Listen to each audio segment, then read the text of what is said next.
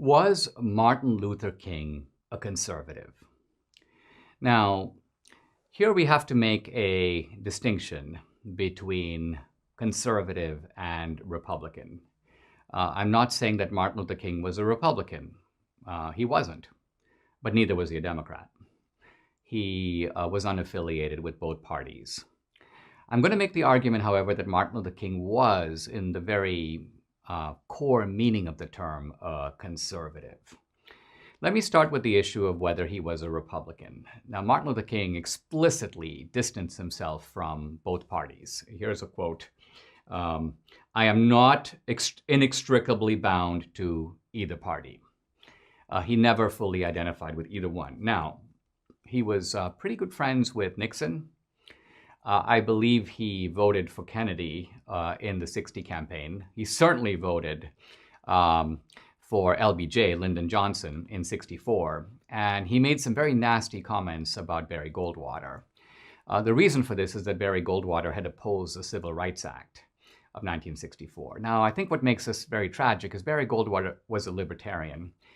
He opposed the act on libertarian grounds. He was not a racist. In fact, he was one of the co-founders of the Phoenix NAACP, the National Association for the Advancement of Colored People. He had helped to integrate the National Guard and the public schools in Arizona.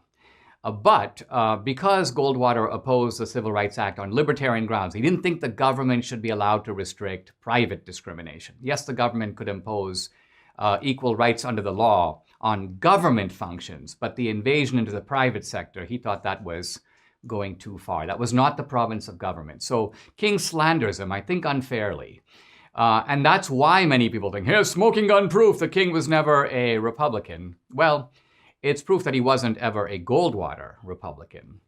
But King was also very well aware of something that the left today tries to conceal, that the racist Dixiecrats, the people blocking the Civil Rights Act, were overwhelmingly, in fact, were all, in the Democratic Party. Later, one or two moved into the Republican Party, Strom Thurmond and one guy in the House.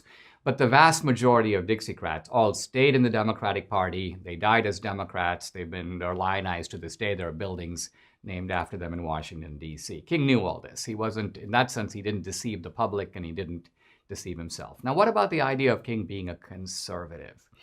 You can't answer this question without asking a simple question. Who is a conservative? What is a conservative in the American context? People abuse this word conservative, and they sometimes apply it, and I'd call it an operational sense. So conservatives are against change. No. Was Trump against change? No. Conservatives want to change things. I want to change. If it were up to me, I would change the tax code. I would change the size of government. I would change U.S. commitments abroad. There are lots of things I'd change. So my conservatism has nothing to do with opposing change. Yeah, Dinesh, the segregationists were all conservatives because they oppose change. First of all, this is just a meaningless statement. Segregation itself developed after the Civil War. It became entrenched in the 1890s. It's not something that goes back to time immemorial. The segregation laws in the South were enacted by Democratic legislatures, Democratic governors, and so on.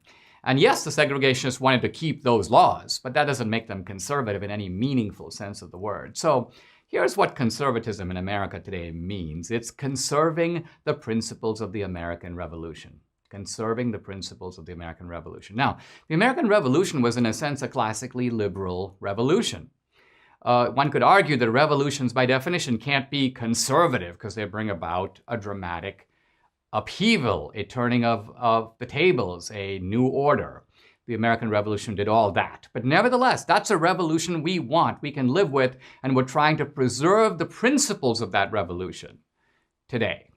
Now, Martin Luther King, in his most famous speech, I Have a Dream, said the following: I am submitting a promissory note, and I am demanding that it be cashed. Right away raising the question, what note?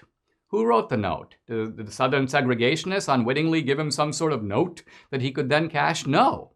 So what was Martin Luther King talking about? Well, he was talking about the Declaration of Independence. He was talking about the Charter of American Liberty, the document that, in a sense, is the guiding spirit of the Constitution. All men are created equal. Now, here's the great irony. That document was penned by Thomas Jefferson, a Virginia planter who on his Monticello plantation had over 200 slaves. So think about it. Martin Luther King, in demanding freedom, is cashing a check, to use his own terms, that was written by a Southern slave owner. And this, I think, captures in a little glimpse, in a little kaleidoscopic glimpse, the complexity of American history, which is that Jefferson's principles were better than he was.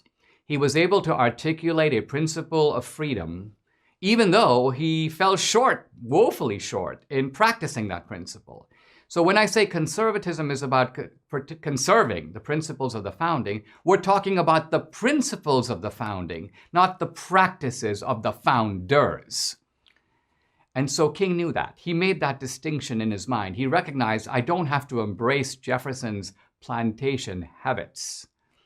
The way, for example, that he related to the slaves, whether or not he had a relationship with Sally Hemings, all that is beside to the side. The real issue is that it was this principle, and how strange it is that a slave owner would articulate such a principle that he knew stood against everything that his own life represented. But I think Jefferson wanted America to be a better place, to become a better place than it was. And King understood that. And so Lincoln understood that also. So one can see in a way the civil rights movement, but also the Civil War, as two massive attempts, successful attempts, to cash in on the principles introduced by Jefferson at the outset. Martin Luther King did not look to a progressive future that was untethered to the past. He wasn't trying to move away from the founding. He was trying to move toward the founding. He was trying to recapture, and you may say revivify, re-energize, apply today the founding principle that Lincoln called a principle for all men at all times, the principle of the Declaration of Independence.